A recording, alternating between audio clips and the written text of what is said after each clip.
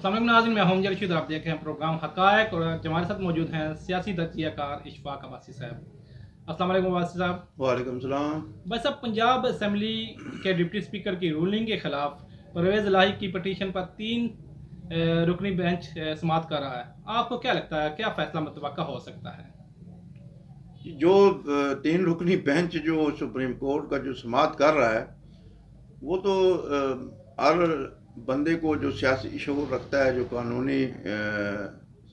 को समझता है, उसे मालूम है कि ये तीन रुकनी बेंच क्या फैसला करेगा।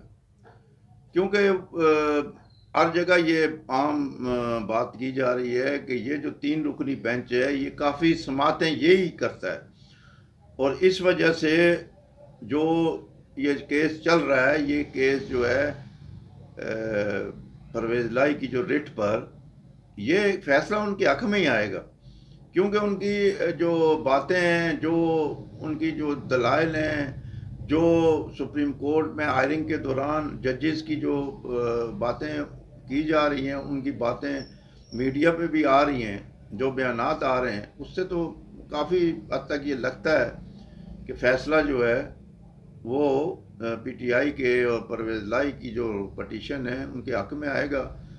और इसमें तो कोई दो राय नज़र नहीं आ रही, क्योंकि आज जो तमाम तकरीबन पार्टियों ने, पूरी पीडीएम ने एक मुतालबा किया था कि फुल बेंच कोर्ट बनाया जाए इस केस के लिए, क्योंकि ये केस बड़ा अहम है और इसकी अच्छे तरीके तक तशरीह की जाए।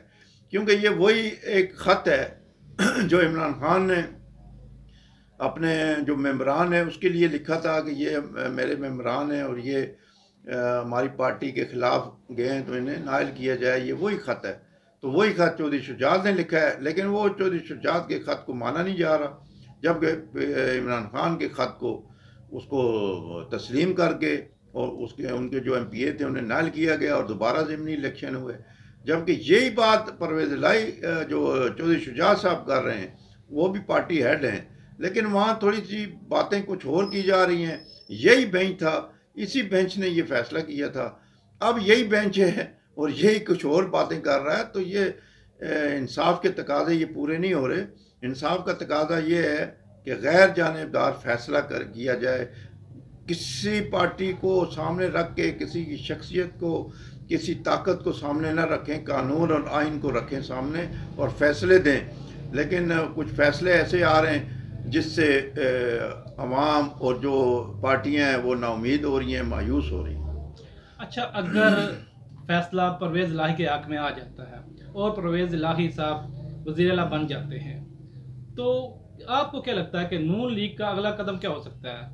क्या पंजाब समेत मुल्क में सियासी इस्तेकाम आ सकता है कि नहीं? ये बिल्कुल नहीं आ सकता। ये मज़ीद बिगड़ेगा काम। अभी देखें ना, अगर परवेज़ इलाही साहब वज़ीर आला बन जाते हैं, 86 वोटों पे वो 10 वोट गिने जाते हैं, तो दूसरा कदम मुस्लिम लीग नून का क्या होगा। और दूसरा एक और भी बात यह है कि चौधरी शुजात साहब जिन्होंने ये ख़त लिखा, उनका अगला कदम क्या होगा।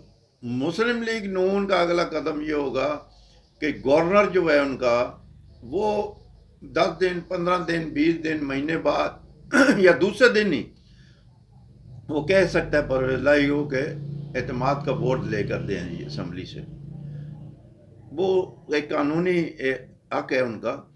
और वो अगर उन्होंने कह दिया कि जी वो आप मैं असम्बली से वोट लें, एतमाद का वोट लें, तो उस वक़्त की सूरत हाल बनेगी, वही जब 10 बंदे पीछे हट जाएंगे तो फिर क्या सूरत हाल बनेगी। फिर एतमाद हो जाएगा और परवेज़ इलाही साहब फिर छुट्टी।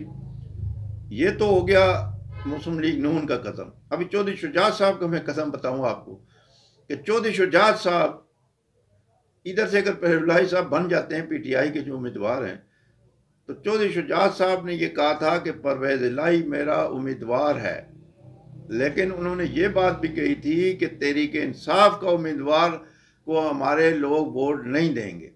तो चूँकि परवेज़ इलाही जो हैं वो तहरीक इंसाफ के उम्मीदवार हैं, तो चौधरी शुजात साहब का ये इख्तलाफ है। तो उन्होंने क्या कर रहे हैं, उन्होंने वही रिट एक ख़त लिखना है, एक चिट्ठी लिखनी है इलेक्शन कमीशन को उन्होंने कहना है कि ये हमारे बंदे हैं, इन्होंने वोट मेरी हुक्म के बावजूद इन्होंने तहरीक इंसाफ को दिया, मैंने इनको मना किया था, डिस्क्वालीफाई हो जाएंगे। मना किया था, लिहाजा आप इनको डिस्क्वालीफाई करें, नाइल करें। तो इलेक्शन कमीशन को जिस तरह पर इमरान खान की दरख्वास्त पर इलेक्शन कमीशन ने 20-25 बंदे नाइल किए थे पीटीआई के, तो वही सूरत हाल होगी। जब वो नाइल हो जाएंगे तो परवेज़ इलाही साहब फिर वहीं आ जाएंगे 76 वोटों पे, तो 72 वाला जो होगा वो वज़ीर आला होगा, 75-76 वाला जो वो वज़ीर आला हो जाएगा, और इसकी मतलब फिर वही सूरत हाल बन जाएगी। तो इस सूरत हाल से निकलने का तरीका ये है कि एक दूसरे को खंदा पेशानी से कबूल किया जाए। अगर आप लोगों ने ज़मनी वो नाइल किया लोगों को जो उनके अपने थे, उन्होंने वोट दिया था, तो ये भी नाइल हो सकते हैं। तो फिर वही सियासी अदम इस्तेकाम होगा, पंजाब में गैर यकीनी सूरत हाल होगी। और दूसरी बात, ये मुल्क को नुकसान हो रहा है, इधर ये अदालतों में केस लगे हुए हैं, पंजाब की सूरत हाल गैर यकीनी है, उधर डॉलर जो है बढ़ता चला जा रहा है, तो किसी पे उसकी नज़र नहीं है कि भाई मुल्क में क्या हो रहा है। अब ये सियासी अदम इस्तेकाम ही इसकी जो है ना वजह है।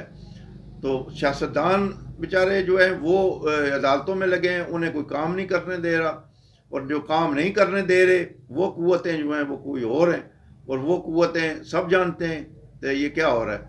तो ये मुल्क को नुकसान हो रहा है, अवाम को नुकसान हो रहा है, अवाम को समझ ही नहीं लग रही कि ये क्या हो रहा है।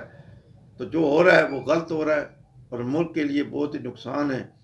अल्लाह पाक से हमारी दुआ है कि इन लोगों को और जो ये कुव्वतें हैं उन्हें हिदायत नसीब फरमा और इस मुल्क को बचाओ।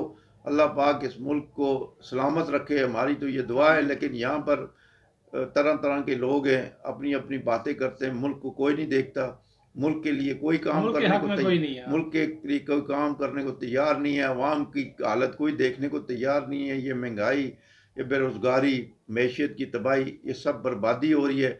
और ये सब बर्बादी जो है बस ये, अब मैं अभी यहाँ नाम नहीं ले सकता क्योंकि हमारे पर जलते हैं, तो इसलिए उन महकमों को, उन इदारों से भी इस्तदा है, उनसे दरख्वास्त है कि खुदारा इस मुल्क को बचाएं, अवाम को बचाएं, और आप जो है ना सियासत में मुदाखलत ना करें, इन्हें अपना काम करने दें, ये आपकी मेहरबानी होगी। ठीक है अब्बास साहब, शुक्रिया। नाज़रीन, आपने देखा अब्बास साहब का तज़किया, और इसके साथ इजाज़त दीजिए और हमारे चैनल को लाइक, सब्सक्राइब और शेयर करना ना भूलिएगा। अल्लाह हाफिज़।